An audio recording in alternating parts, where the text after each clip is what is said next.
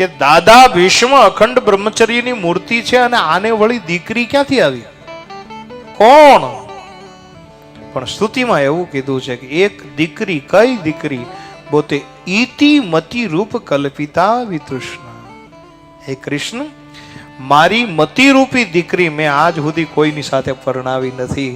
હે કૃષ્ણ, તને જોયા અને કંઈક મારું મન ઠરે છે. તમે શું આની સાથે લગ્ન? ત્યારે ભગવાને કીધું કે દીકરીને પૂછું, તમને તો હું ગમું પણ તમારી દીકરીને હું ગમે. અત્યારે દીકરીને ગમે તો સગાઈ થાય મહારાજ. તમારી દીકરીને પૂછું તમે હું ગમું છું કેમ? બીજા શ્લોકની અંદર કીધું, પ્રભુ તમે સુંદર પણ એટલા છો. અને દરેક દીકરી વરની સુંદરતા જોવે.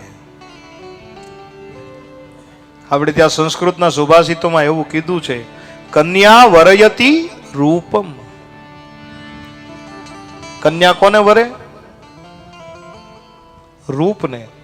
છોકરો છોકરી એકાબીજાને પસંદ કરે તો એ દીકરીને તમે જોજો, મોટા ભાગે એવું જ હોય કે એ કેટલું કમાય એમાં એને રસ ન હોય. એનું ઘર કેવું છે, એનું ખાનદાન કેવું છે, એ કાંઈ દીકરીનો. દીકરી શું જોવે ખબર? આ રૂપાળો કેટલો છે, હેન્ડસમ કેવો લાગે છે. દીકરીઓને એ જ હોય. દીકરીઓને બસ એટલું જ હોય કે 5-25 જણામાં ઉભા હોય તો મારો પતિ અલગ તરી આવતો હોવો જોઈએ. કન્યા વરયતી રૂપમ.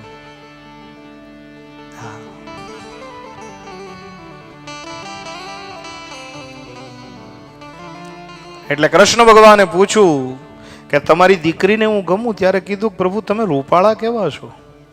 ત્રિભુવન કમનમ તમાલ વર્ણમ રવિકર ગૌરવ રામબરમ દદાને વપુરાલક કુલા બ્રિતાનનાબ્જમ